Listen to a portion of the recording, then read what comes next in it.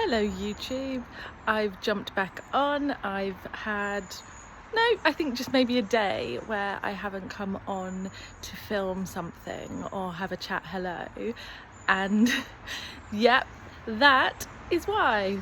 We hosted my mum's birthday lunch yesterday. I think I said in a video or two ago that we were going to do that, and it was lovely. We kept it really low key and didn't invite too many people. I think that's the best way to do it for me. I think often I am a more the merrier type, but I think it just makes quite a lot of work, quite a lot of people, noise, blah blah blah. It's really nice when you keep a group smaller. It means you have time to talk to each other, the food's better, nicer, and you can just concentrate on it a little bit better, and I think it's a little bit less stressful to have people running around. That being said, I do think it's nice to have plenty of people around and to do things. So we just had lunch in the garden. The weather held off, although it wasn't as warm as perhaps we'd all have liked it to be, but it was really nice just to be round the table and eating some lovely food with each other. My darling sister was here and she just did some really easy decorations, birthday banner. I think I showed you the bunting, and she put some balloons around as well, bless her heart, and she stuck to a lovely pink and gold and white theme, which is always lovely. She also, bless her heart, she bought my mum this most delicious cake. I think it was probably from Waitrose, that's where she tends to go, and it was so good, and bless her heart, and it was pink and white, and it was a 3-layer Victoria sponge birthday cake, and it was just yummy. It was really really good, bless her heart. So it's lovely and sunny. Sunshine is back, although we had lots and lots of rain where I live overnight and through most of the morning. But I love that. I absolutely love that, especially when it rains overnight. I think it just makes the garden absolutely pop, and the colours look so vibrant. All the greens have really come out, and I just think it looks absolutely lovely. And there's that beautiful smell of the rain when it's been warm and the rain hits the earth. Gorgeous, absolutely gorgeous. So what I'm doing is I'm bringing you outside to show you, little lean for, there we go. Just got a chair here, so I'm using it as a leaning post. I wanted to show you the plants that we just went and got at the garden centre. My darling husband indulged me.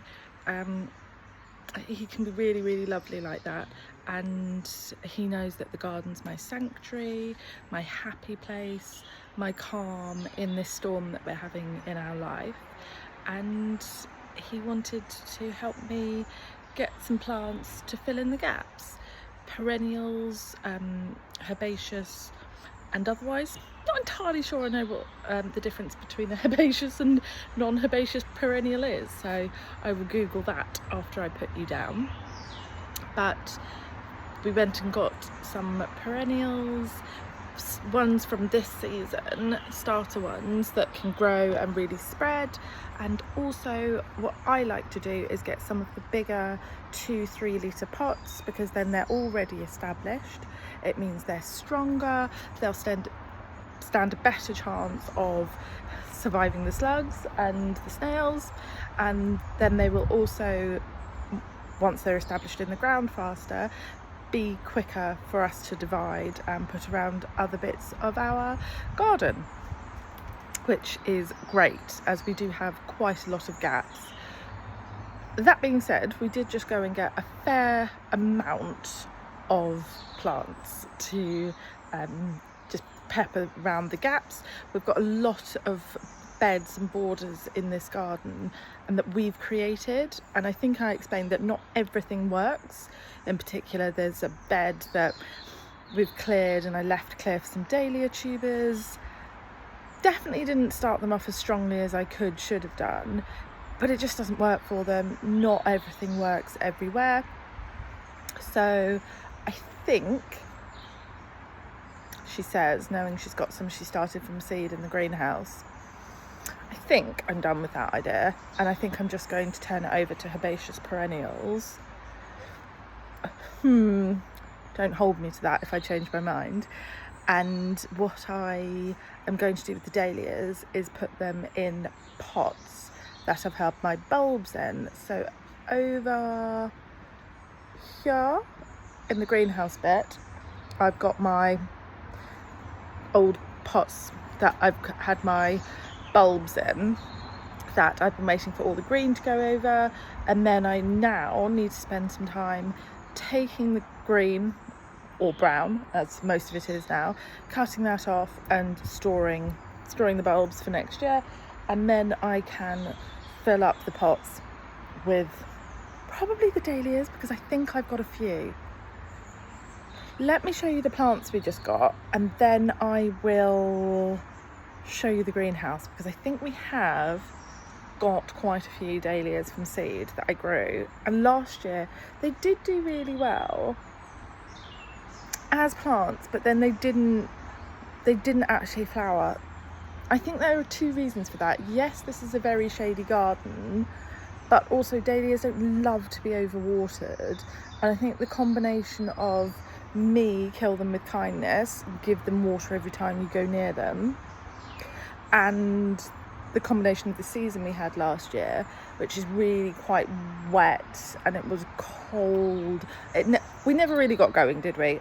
Whereas this year, it's amazing. Sun all the time. I absolutely love it. Just brings me alive. We might do better. It's worth another try. I'm going to speak to my cousin, because she is a little bit the dahlia queen. She's so good at it.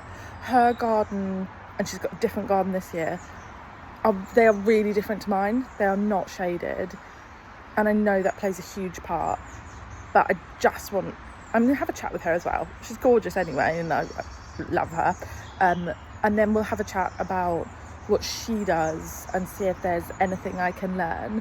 Sorry, there are lovely little birds flying in and out of my garden.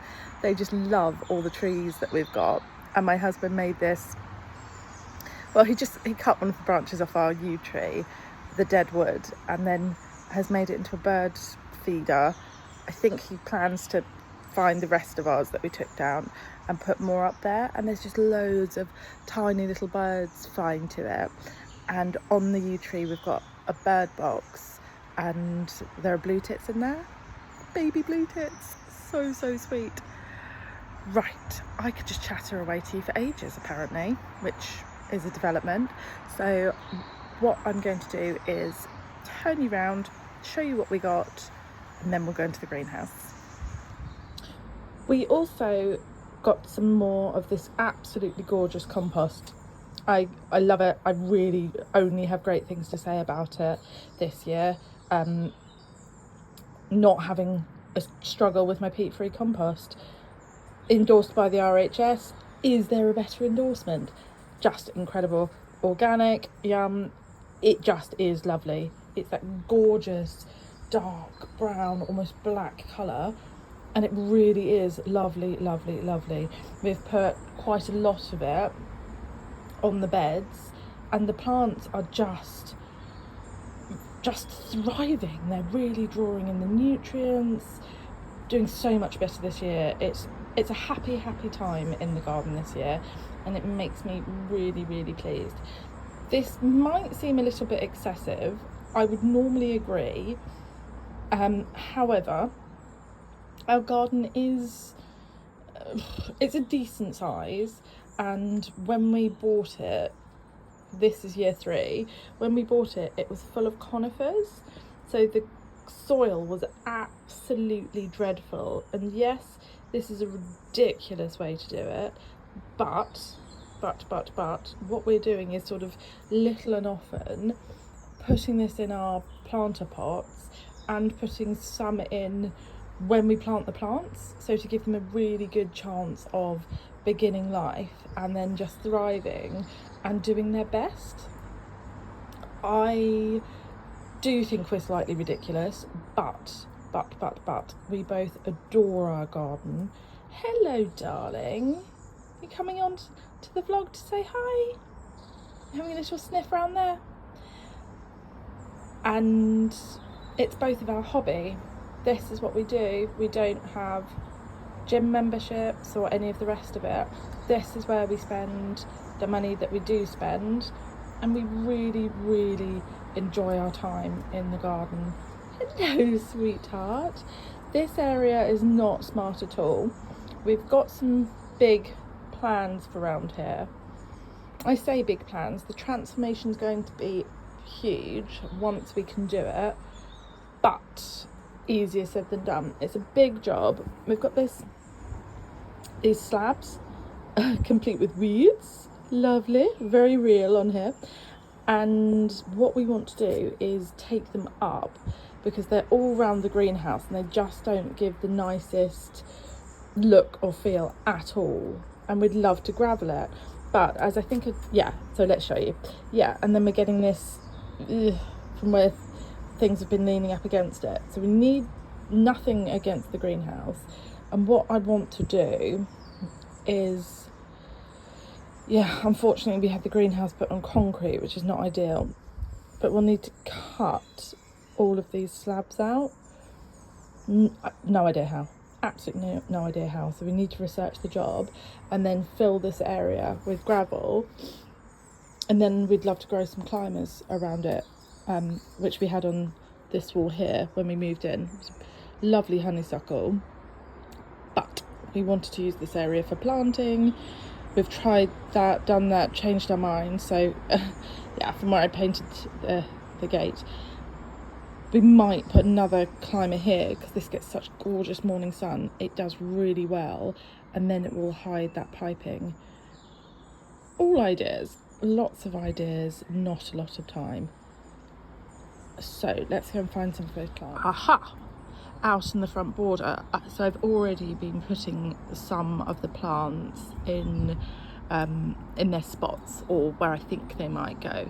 And we've got this gap here where I thought, which is just at the path by the front door, where I thought we would put in some salvia, because salvias are just beautiful. They're lovely. They absolutely love full sun, which this will get on a sunny day.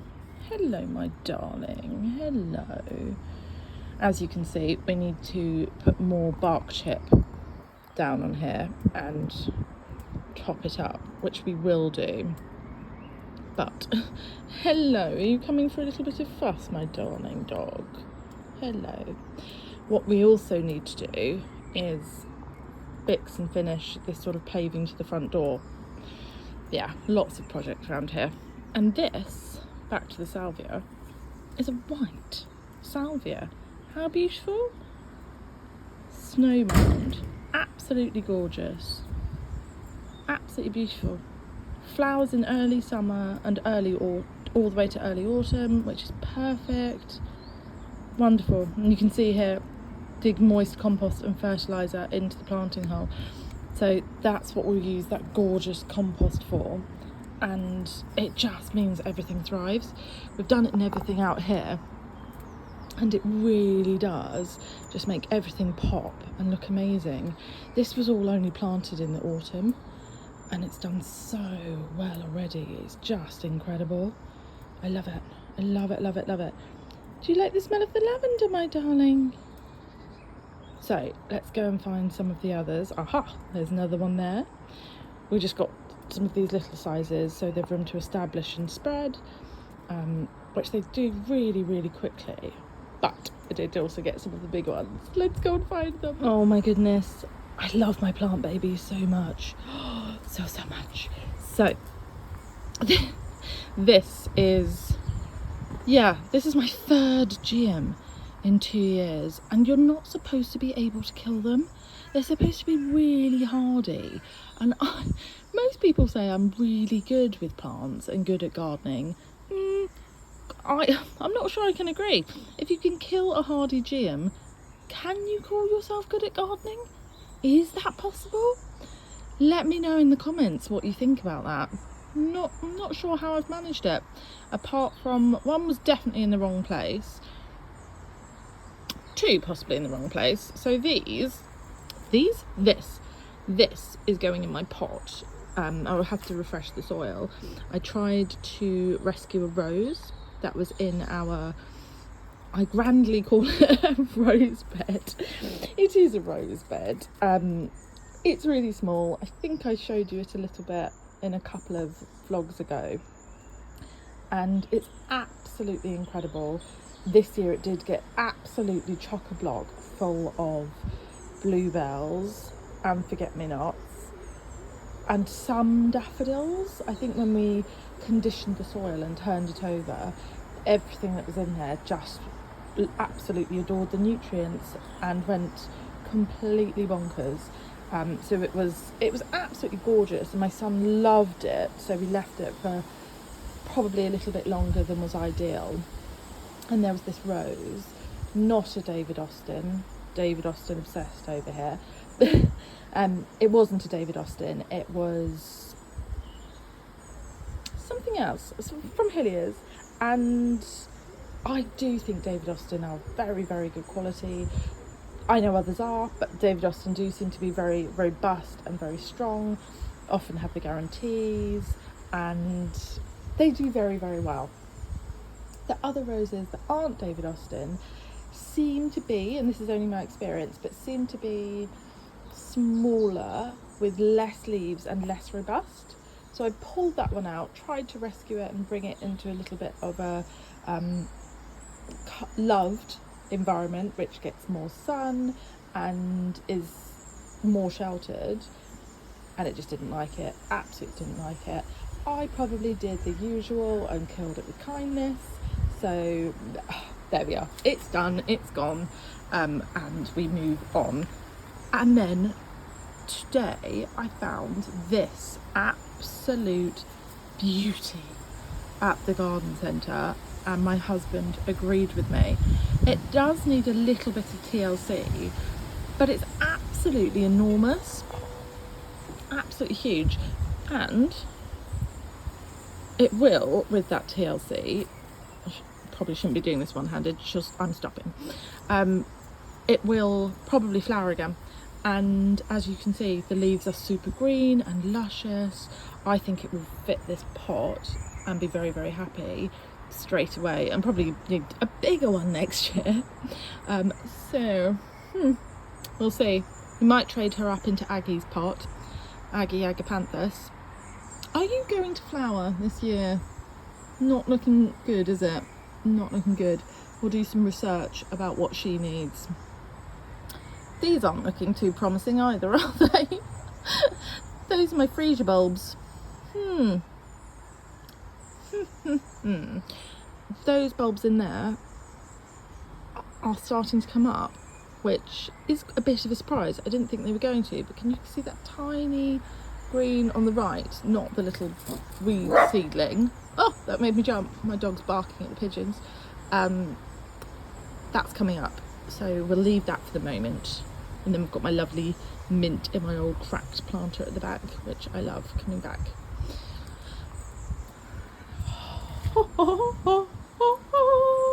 This is the dream. The dream, a tough tray full of plants. So, for those of you who've just spotted, this is why I was able to go crazy on plants today. Sale section. Absolutely love the sale section. It's such a great way to buy plants. The garden centres breed so many, grow so many. They don't all stay in the best condition, they can't keep hold of them all, they can't sell them all. So they go into the sale very, very rapidly, especially if any of them are looking slightly tired or tattered. Well, with a little bit of deadheading, nurture, love, they usually come back in the same season, and if they don't, they're perennial, so they're coming back next year anyway. So many gorgeous ones today. This one is an Achillea, pink grapefruit. The pink I was not sure about, absolutely not sure about, and I said to my husband, really don't know about that, but we've wanted one for the last few years, haven't got one. We both absolutely love the leaves. They're so cool. They're almost like a fern. That being said, someone's probably going to jump onto the comments and tell me they're from the same family. I don't know, I've got loads to learn, but I just think the leaf shape is absolutely glorious. So beautiful. So that, Achillea, I need to do some research on where the best spot is, but that will be very loved, very loved in my garden. Coming on round here, I think this might be Tiarella. Just look at the stunning leaf shape. Beautiful, so lovely. Yeah, Tiarella. And all of these plants are expensive when they're in their best condition.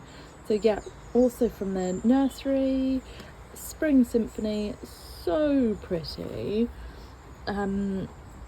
Partial to full shade, which I think almost all of these, apart from the lupin, which again is going in a pot and probably being carried around the garden, because I adore my lupins, absolutely adore lupins, and I grow them from seed every year and lose them every year. This garden, the slugs love it here. The slugs and snails love it here, and they munch them, absolutely munch them, even ones this size.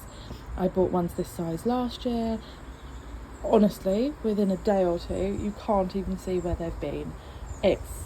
It's tragic because I love them. I just think the leaf shape are incredible, the structure, the height. They're just such a cool flower. Can you tell she loves them? So I've options. The front of my house is sunnier, or now she's thinking of it. I'm going to chat to Nick and see if that wall that I've just said we might put a climber up is having the wood store on it, or if I could do something cool with lupins in that wall. Ideas incoming. Let me know what you think. They might do better at the front, or they can go in my pot, which I will then get some roller skates for, and we'll have a roller skating pot. It will be a cool thing. So, where are we next? Oh, yes. Oh, so happy. A geranium. Brookside. Honestly, my sense of humour, it needs work. We need to develop it. Brookside. Does anyone remember Brookside? I used to watch it when I was a child, and that made me smile. But it's a really pretty colour. Geraniums, as we all know, super hardy, spread well, and I just love them. I've already got pink ones around my garden. I'm trying to develop a Johnson's Blue from bare root. Yeah, I think we can say that I think I failed on that one, but we live in hope. We'll see what happens. And I might, seeing as it's in the pot in the greenhouse, I might just keep it, because sometimes I get surprised by things, and I do occasionally, thinking how many she's binned already this year, I do sometimes throw things out quite early which might come back, so perhaps I should be a little bit more patient. That is not one of my better qualities, I will readily admit, but I can develop and I can grow. Pulmonaria, lovely. Look at the leaf shape and the different textures and the colours. Gorgeous. All of these need a water and probably some feeding. So again, Pulmonaria, half price, I think everything was, and they call it the silver bouquet. Colours aren't massively my theme, but I have been known to pull the flowers off when I don't like the colours, but the colours will change as they age. There you go, 10 purple and blue as they age, which works for me. And they're produced from late winter to late spring. How much do we love that? Early signs of colour, big fan. Great for mixed and herbaceous borders, tick tick tick. Also for ground cover in more shady areas. Hello, shady place here. So I'm very happy about that one. Bastille, no idea how to say this. Love it. Look at the frothy fronds I'm going to get. Woo-hoo-hoo-hoo-hoo. The excitement. Again, don't want to mix, so might need to see what colours we get. But again, they are good for borders, waterside, woodland gardens, in partial shade. Hurrah! Hurrah! Happy, happy, happy, happy. Leaf shape, colour, gorgeousness. Absolutely lovely. I think we can tell how happy I am. Let's go and find the last couple, which I've already put in the beds. There she is, my Alchemilla mollis. I've got another one growing at the other end of this really super long border, but we've got this little gap here from where I added Nepeta. I took a risk, it worked. It's not looking super brilliant, but it has taken, and it's flowering and it will look incredible next year, but it's left this area here. Patience is not a virtue, and I just want something in here for now, and they can snuggle in beautifully next to each other next year when they're established. Alchemilla mollis I adore, absolutely adore. This area does get a bit of sun, so I think we'll probably be okay, because it really can thrive in partial shade and does so really well. This is one of my most favourite plants in the world, because when the water droplets land on the leaves, it's just so pretty, it looks like magic. So that's going to go here and hopefully be very, very happy. Where I've got my little bistro table next to my little rose bed. And I can sit and have a cup of tea or a glass of wine in the evening and just enjoy and be happy. I was hoping we'd catch a little glimpse of my chuk-chuks, but we haven't. I think I need to go and give that rose some help. Look at them, so beautiful. This giant cephalari. My husband's so indulgent, he's so patient with me. It's lovely, and as you can see, attracts bees. But it really is giant, and that probably wasn't the ideal spot for it. Whoopsie. That's going to be fun to dig out.